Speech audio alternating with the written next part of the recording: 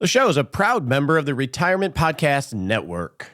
Welcome to the show dedicated to helping you not just survive retirement, but to have the confidence because you're doing the work to lean in and really rock it.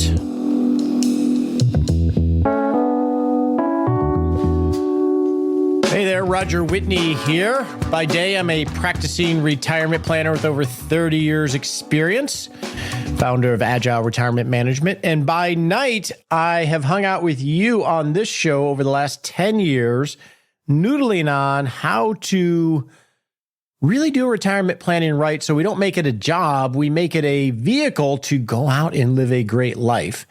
So today on the show, we are going to do a mini case study on someone that moved to a retirement community, in this case, the Villages in Fort Worth.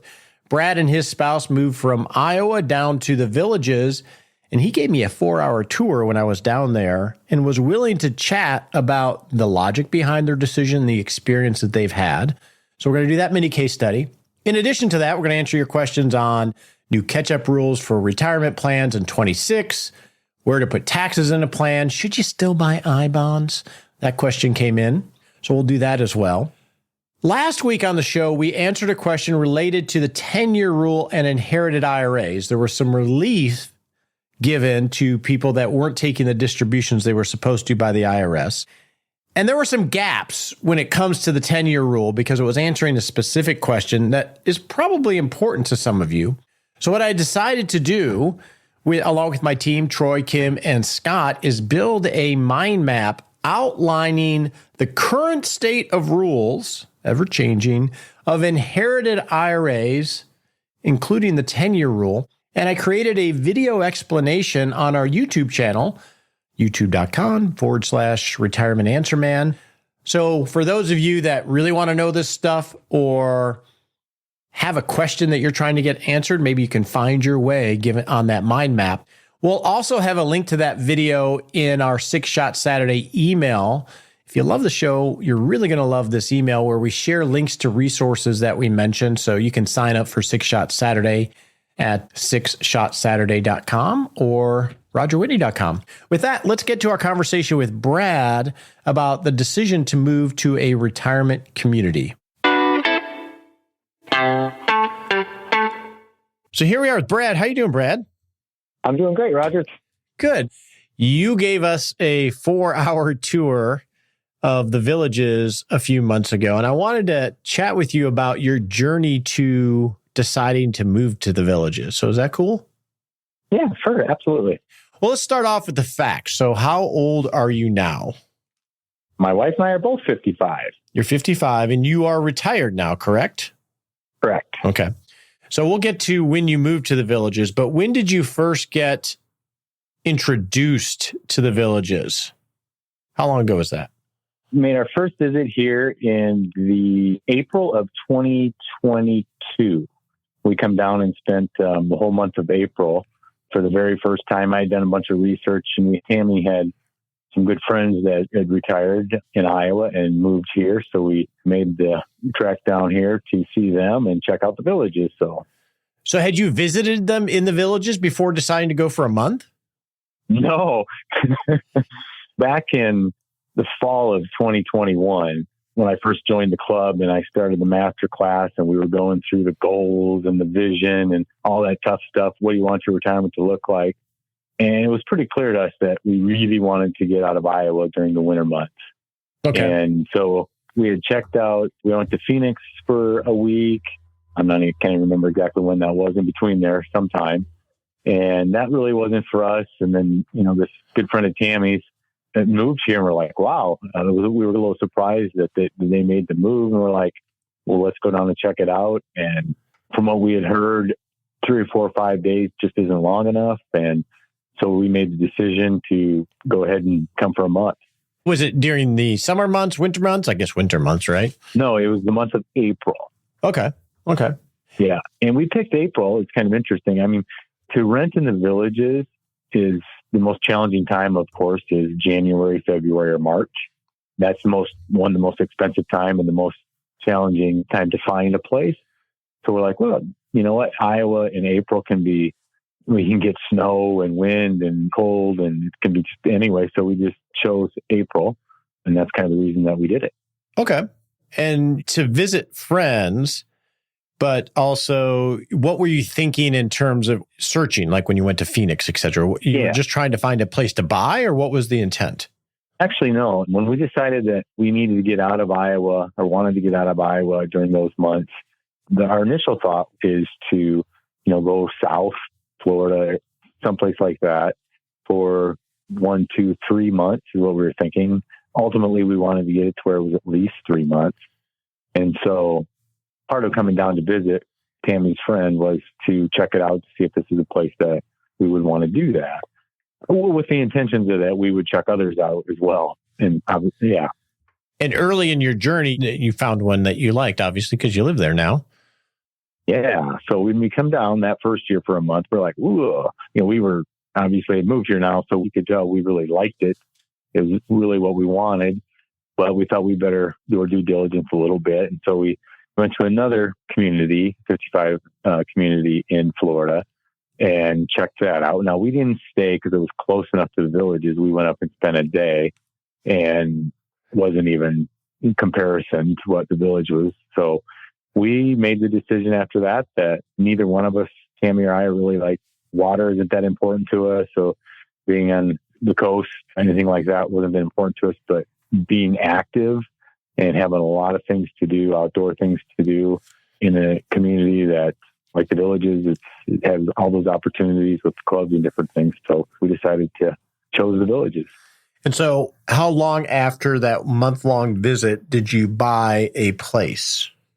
That was April of 2022. And then, of course, we went back to Iowa. And then we come down for another month and rented. And that was April of 2023. We did basically the same thing we did in the same month. We rented in a home that was a little further south in the villages and ended up being kind of like where we ended up buying. But we spent that second month or that second year for the month just to, once again, just to make sure that this was what we wanted to do. And after that month or during that month, we decided that, we're going to go back to Iowa. I had a couple biking tours that I was doing, bicycle touring. And then once I got home, we were going to put the house on the market and then come down and rent, because you can rent in the August, September, October timeframe. Nobody really in those months, it's not busy. So it's easy to rent. And we would sell the house in Iowa, have the money in the bank, come down here, rent, and then find something to purchase. That's actually what we did. So we actually come down 2 years in a row for a month. And then after that point, we decided to purchase. And to go back a little bit in the story, our original plans was to just rent a place for 3 or 4 months and then keep our home in Iowa.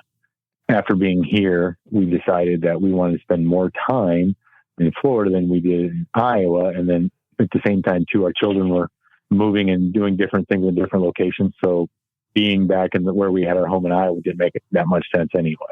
So you weren't leaving your kids because they were going off doing their thing anyway. Right. Yeah. They're both adults and they have their careers and their lives. And we'll get to this in your conversation, but we do plan to go back to Iowa. In fact, we're looking right now 4 to 6 weeks in the summer to be able to go back and see the kids and family and different things for a longer period of time. So it's not kind of the reverse of living in Florida and going back to Iowa for 3 or 4 months, but for at least a month or two, we'll try to do that every year. So rather than be a snowbird, which you live up north and you come down, you're a sunbird, I guess we'll call it. Exactly. We kind of reversed of what we thought we would do. And, there's some benefits to that. Obviously, being able to be in Iowa, January, February, March is not nice, but really that starts in November. So to me, it's more like 5 months of gloomy, overcast, cloudy weather, cold and snow type of thing. So weather-wise, I think we haven't experienced a summer in Florida, and I know that that's going to be a little different, but hopefully we'll be able to spend some of that in Iowa. And you moved down full-time 6 months ago, correct? Yeah, 6 months. Okay, so you haven't experienced the full dead of summer yet. How has your experience been being there full time for the 6 months? It's been so far so good. I think it certainly helped to spend 2 full months down here before we actually made the move. We were already involved with Bicycle Club and different pickleball groups that month that we were here just this last year. So we kind of got right, moved into a new neighborhood. Everybody's kind of, the way the villages kind of operates, all the new homes get built in new villages. And so everybody kind of moves into them. Everybody's kind of new. And that's kind of a nice way to meet new people. But we've been very pleased with the decision. It's like anything, nothing's perfect, but overall, what we wanted to get out of it, we're getting out of it. And that's to be very active, live an active lifestyle with plenty of things to do. And so, it's been, for 6 months, it went really well. So your intent going into this, Brad, for you and Tammy was it sounds like you looked for 55 and over communities. What was behind that decision? I think a part of it is, we kind of wanted to be, and there's pros and cons, but one of the things being retired at 55 in the communities we're living in Iowa, there wasn't that much to do with there wasn't that many people that were retired, especially in our age group. And so coming to Florida and being in a retirement community, now obviously there's people that still live here that are 55 and older that still work, but majority are retired or working even part-time. So there's plenty there's 3,000 clubs. And so there's plenty of activity and people doing things. I mean, for Tammy and I, it's right now anyway, and that could change. And that's the nice thing I like about the villages is if you get tired of playing pickleball or water volleyball or what have it, there's so many different things to do. And so part of why the 55, because we wanted to be around people that were in a similar situation, I guess. Yeah, definitely felt on our 4-hour tour that everybody was there to make friends and be active. Yes. And I think it's kind of interesting because people move here because they want to. They're not working, they're not moving here, they get transferred here to a job, anything. They move here because they want to. So most people are here for the same reason that we are. And that's for the most part, like anything, there's 150,000 people in the villages. You have a few people that this isn't right for them. And that's pretty normal too. But overall, people have been super friendly, just happy to be retired, happy to be active, happy to be in the sunshine. Just been a good fit for us. And so I've had clients that have gone to like Margaritaville and the Carolinas for similar reasons around being active in the socialization. And you're 55, so like your cohorts are probably still working for the most part in Iowa. Right. Yes. Okay. Yep. So tell me about the villages, because I was a little blown away because I knew it was a big retirement community, but I didn't understand how it was organized. So just give me a brief rundown of how the villages works. Yeah, so the villages started 30 years ago, and so it's basically grown from in 30 years to there's close to over 100 villages within the villages, I guess, if that makes sense, because like we live in Lake Denham Village, and so there's all kinds of villages within the villages, and basically every village area has all the things that people want to come here for: golf and recreation and town squares where there's live music and retail stores and restaurants and different things like that. And so, like when you were here, just because the villages, it's big, but you don't have to travel to one end to the other to experience. I mean, we're within a 5-mile radius, 10 miles max of where we need to go to get the amenities of the villages. And so we pay an amenity fee, monthly amenity fee for the pools and the tennis and pickleball and all the different types of the rec centers and different things like that. So we pay an amenity fee. Does that make sense? I think that hits it, where I think of it like Disney villages. That was what I kept coming back to, is that it's organized where there's these multiple town squares that everything is curated, I guess is what I came away with. And clean and safe and kept up well. And we went into, I think you took me to a couple community centers. They all had a theme. We saw pickleball. We saw people playing water volleyball. We saw people doing croquet, or I don't know what we saw. There were crafts. It was really a bunch of everything. One of the things that I don't know if you took away from this, I mean, I don't think people, unless you come here, you don't realize. I mean, it is just really well done, and it's consistent from start way up, what I call up north, where they started, all the way down to where we're at. I mean, they've managed it very well. You have no idea what village you would be in, because it's just, you can't tell a difference of how it's kept or how it's very clean. And it's, when you go into those rec centers, they're not just your typical rec center. They're very well done. Yes, they're extremely well run. And the employees are a lot of the villagers. Is that what you guys call yourself? Yeah, there are a lot of part-time. My wife and I both have decided in the last 6 weeks, 8 weeks, we both got part-time positions working for the village's rec centers, 15 to 20 hours a week. And it's been it's part of it's a little structure that we put into our day, which is nice. Social piece of it. And obviously it's a little extra income for spending and doing fun things in the villages. So that's been nice. One of the things and we had the intentions to kind of do that. We didn't know if we do it right away or how long it would take to do that. But one of the things that I wanted to make sure when we did that is I wanted very much no commute or very little commute. So, well, you drive a golf cart, right? Yeah. So I can ride my bike or walk or take the golf cart to work. And Tammy's rec center is within a mile. So the same thing there. So I don't know if fun's the right word, but we wanted to enjoy the work and not make it, no stress, but just have some structure in our day. So that's been a good decision so far. So it's very clear that this kind of structure and curation of community and villages and these little town squares is right for you. Have you talked to anybody or experienced anybody where either they get there or they visit it and it's like, yeah, this isn't for me? Yeah, actually. I would say it's a small percentage, but there's definitely, in fact, there was a couple people that we met that were actually working at the rec centers, and they were going to move back to a home, as they called it, because it just wasn't for them. And yeah, I think when you kind of get down, it's not for everybody. I mean, if you don't enjoy activity and being around people, and doesn't mean that you have to socialize all the time. I mean, but it's very much an active community. And if that's not for you, it wouldn't be the place to come.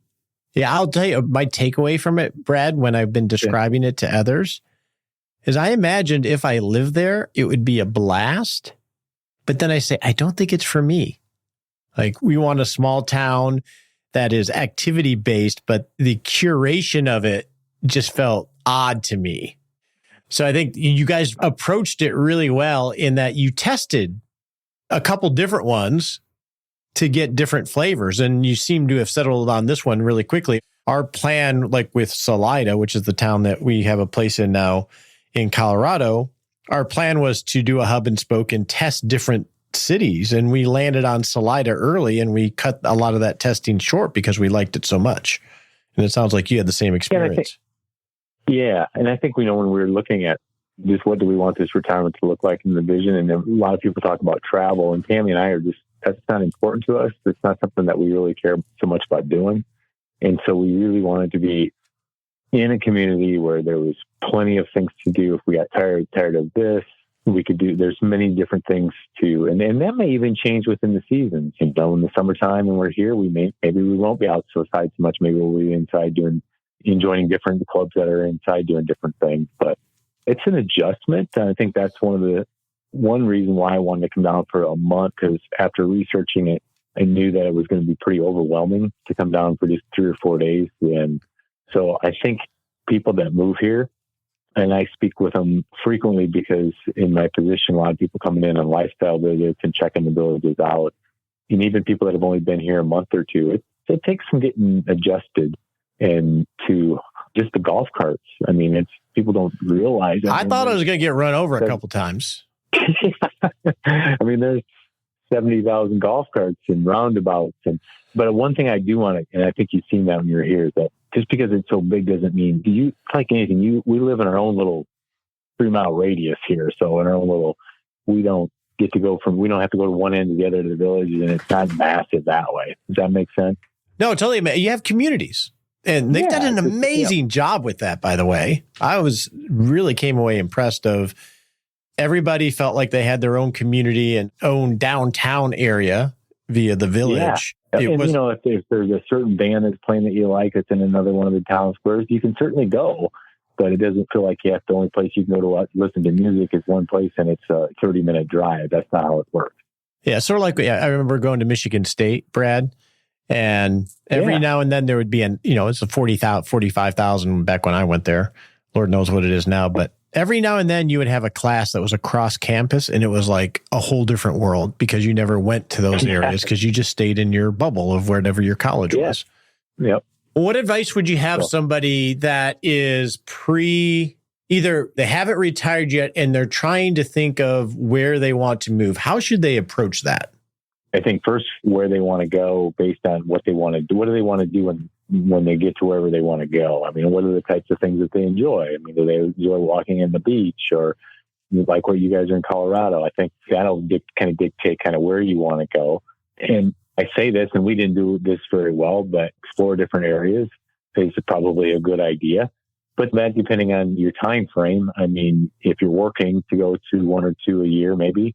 And I think if you can, I go back to this, at least here for us in the villages, coming for a long enough time to really go, okay, the first week it's kind of like the honeymoon thing. Okay, but is it really what you want after 2 weeks, 3 weeks? And I think we really could settle in and go, yeah, we can see ourselves living here. We feel good about this. And I don't know if you can get that same feeling in a short stay. Does that make sense? Yeah, that makes total sense. That's what we did in Colorado as well. My aunt, Patty, I had dinner with her when I came and visited you.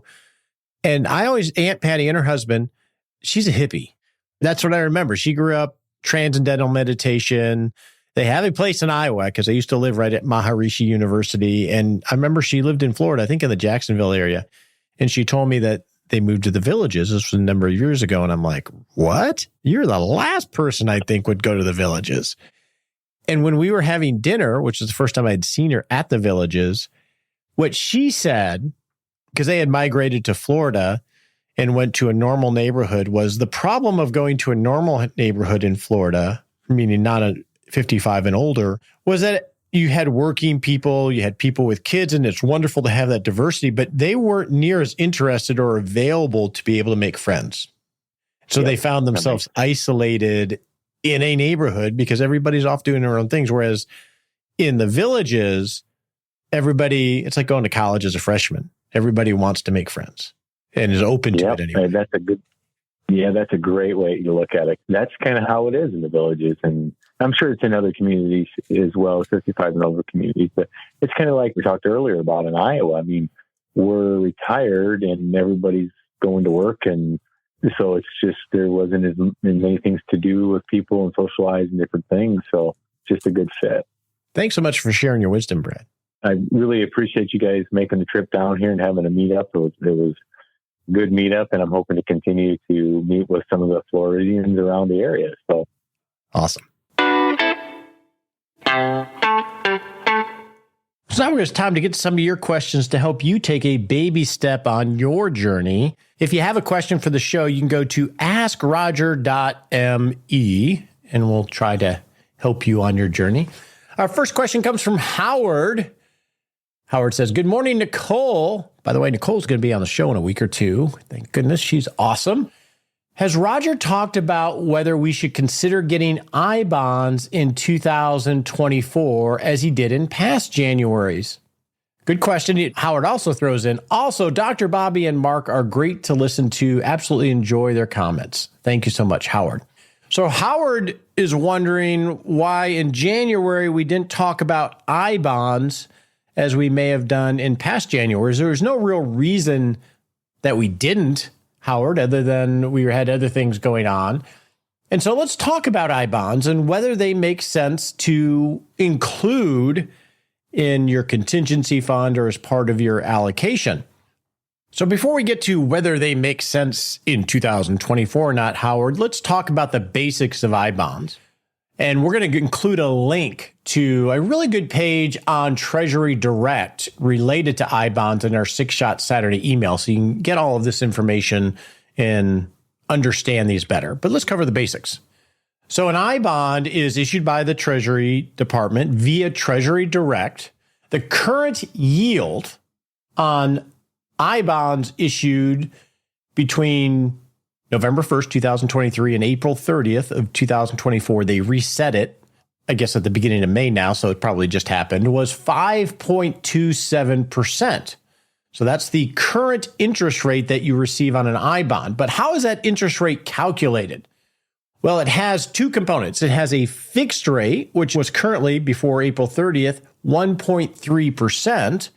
And the difference, the 4% or so, is a inflation adjustment to the interest rate. So you're guaranteed that 1.3% fixed rate, and then the rest of it is going to vary based on published inflation rates published by the Treasury Department. These were very attractive relative to other investments a year or two ago when interest rates were near zero and inflation was starting to rise. And as the internet always does, all of a sudden you saw a lot of articles and headlines about how awesome I bonds are. And now that interest rates have come up and Treasury bills and other types of instruments yield equivalent, nobody's talking about I bonds anymore. And that's the way the internet works. That's why we don't use it to plan our retirement. So now they're not really talked about anymore. So current yield is 5.27% as of the date I'm recording this. And that will vary based on inflation, because the intent of an I bond is if you put in $1, you're going to get a fixed rate of return, and that dollar should be able to maintain its purchasing power because the Treasury will adjust the interest that you receive based on published inflation rates, so that dollar preserves its purchasing power and earns a little above with the fixed rate. So that's the intent of this instrument, is the preservation of purchasing power for the money that goes into it. You can hold an I bond for 30 years, but you're not required to. You can sell it after 1 year, but if you sell it after 1 year and it's before 5 years, the penalty is losing 3 months of interest. So that's the penalty. So they're liquid after a year, but if you sell it before 5 years, the only penalty is you're going to lose 3 months of interest. Other than that, it's $1 for $1. So it's not going to go up and down in value. And one kicker with I bonds, which really limits their function, is you can only buy up to $10,000 of an I bond per Social Security or tax ID number in any given year. So if it's you and your spouse, you each could purchase $10,000 in any given year. So that's the basics of I bonds. So Howard, your question is, should I continue to buy I bonds? And I would say, I think they're a perfectly reasonable instrument if you have the right intent for the money. So the way that I use I bonds personally is it is my long-term contingency or emergency fund. And so I've been buying I bonds personally for a number of years to build up my contingency fund for just life happening to me. So in January, at least so far this year, I have not bought them, not because I don't like them, but because I have an adequate amount in there for the purpose in which I'm using it for. But let's assume you need $20,000 3 years from now to supplement your pension or Social Security as you build out an income floor. Well, I think it's perfectly reasonable to buy an I bond today for $20,000 if you're married, each spouse buying 10, and then knowing 3 years from now that, yes, you might lose a little bit of interest, but that money will maintain its purchasing power within the context. And maybe that's not the best use. Maybe it's 5 years out, but understand the intent of what you're trying to do with the money and use this as part of the menu along with individual treasury bonds, certificates of deposits, other types of individual bonds, and just make a judgment call.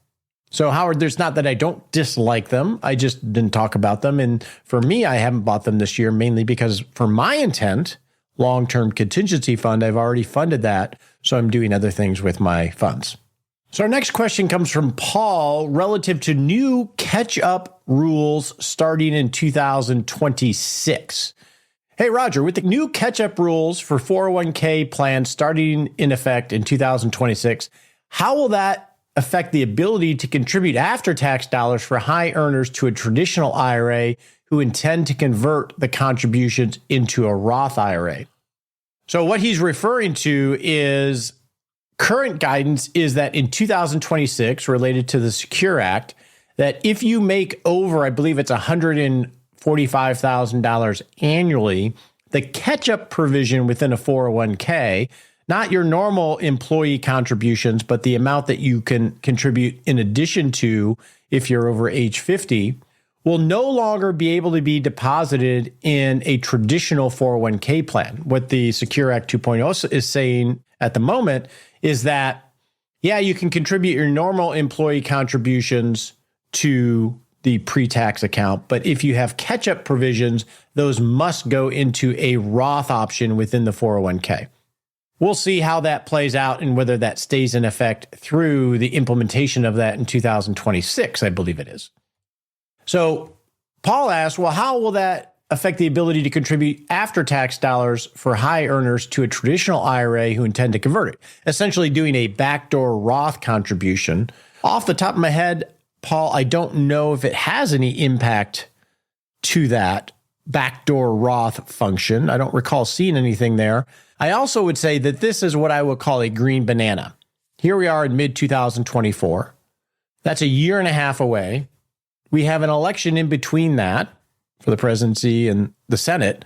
I'm not even thinking about this stuff, to be honest with you.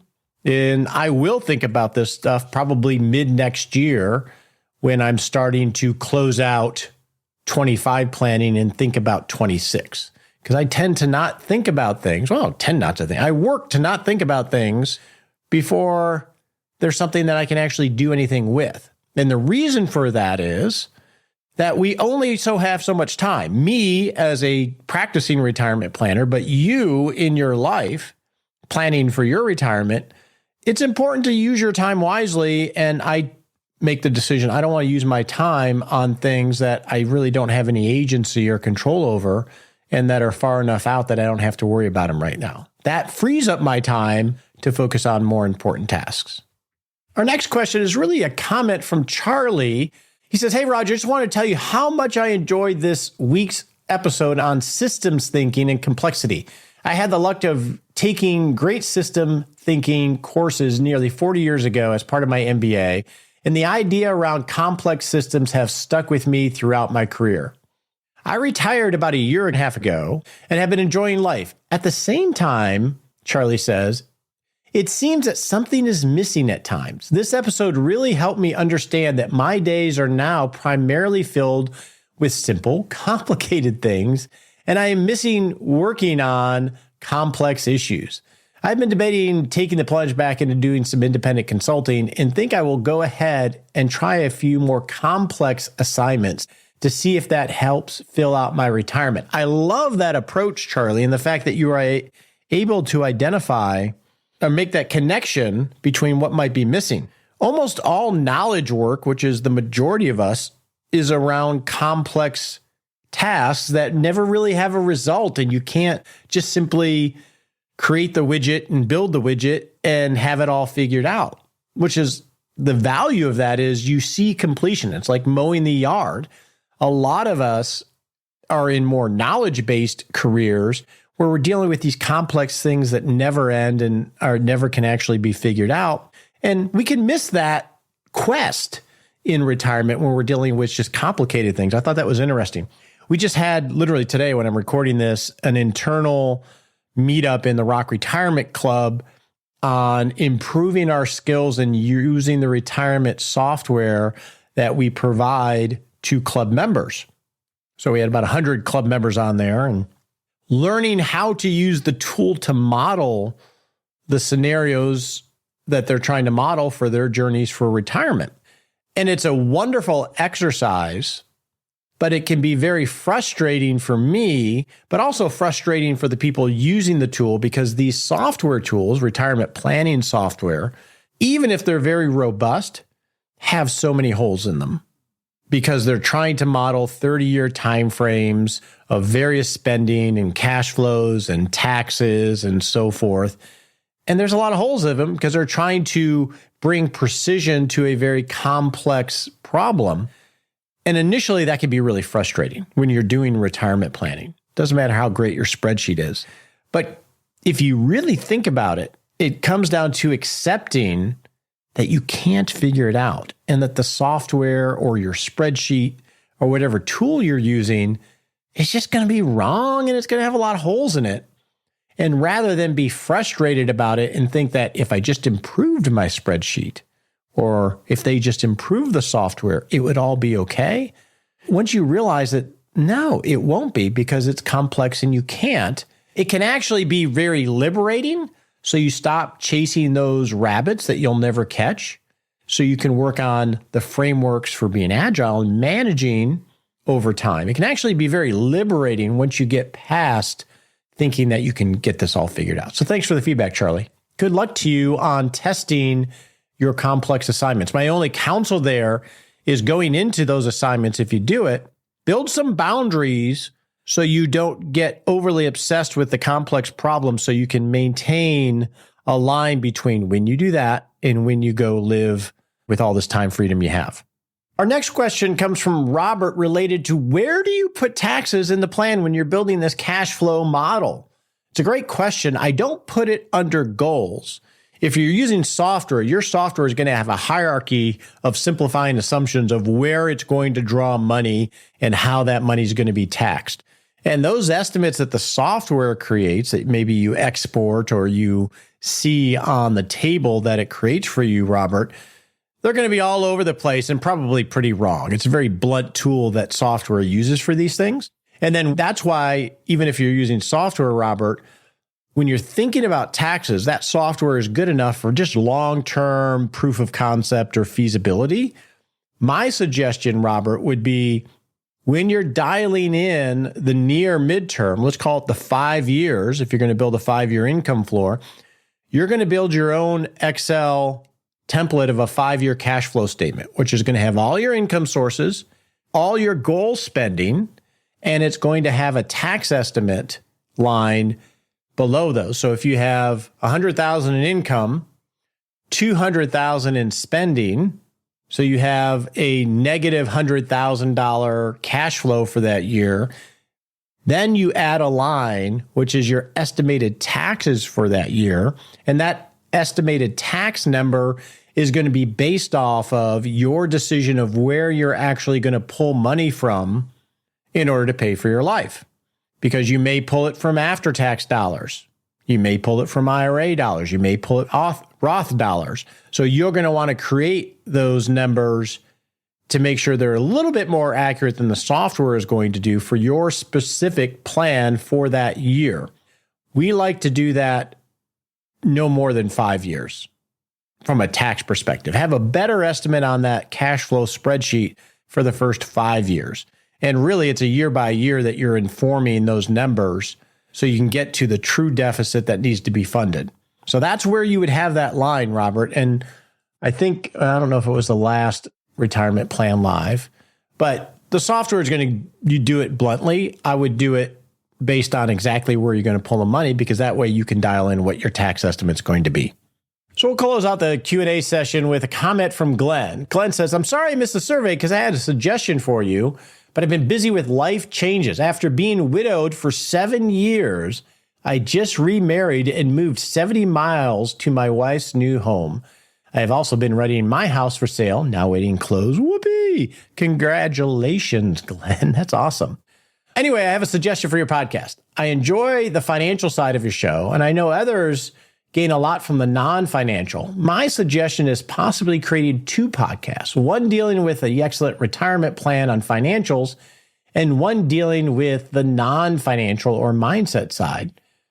That is actually something, Glenn, that I have been toying with on and off for about 1.5 years. Incrementally, it's not double the work, but it definitely adds much more from a project standpoint and workflow standpoint. And I've considered that. We haven't really polled on whether we should do that.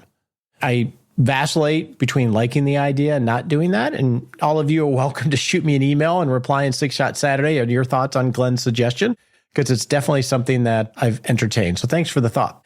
With that, let's go make sure this is actionable, and set a smart sprint. On your marks, get set.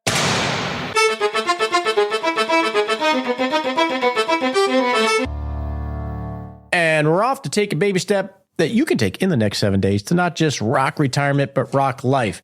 All right, in the next 7 days, I want you to maybe journal on or have a conversation, if you have a spouse or a partner, about where you're going to live in retirement if you're not retired yet. Where are we going to live? Why? Why are we not considering something else? And if you are retired, have this conversation with fresh eyes of, is this really where we want to be for the rest of our life? Does it give us the environment that we want, the community that we want, the activities that we want? Maybe ask the question, well, hypothetically, just playing around here, if we were to move or have our ideal location, what would that look like? Make it hypothetical. Make it a very low stakes discussion. Doesn't mean you got to make any changes, but it's good to revisit this stuff. So next week on the show, we are going to talk about the things that you should stop doing in your retirement planning. It's human nature. It's hardwired for us to add things. Michael Easter pointed out a lot of research in his book, The Scarcity Brain, that we talked about a month ago. We tend to want to add things in order to improve things. In reality, much of the time, the biggest impact can be had by stopping things. How nice it would be to do less things and have a big impact. So we're going to talk about that. In addition to that, we're going to have Dr. Bobby with a Rock Life segment on health and answer your listener questions. The opinions voiced in this podcast are for general information only and not intended to provide specific advice or recommendations for any individual. All performance reference is historical and does not guarantee future results. All indices are unmanaged and cannot be invested in directly. Make sure you consult your legal, tax, or financial advisor before making any decisions.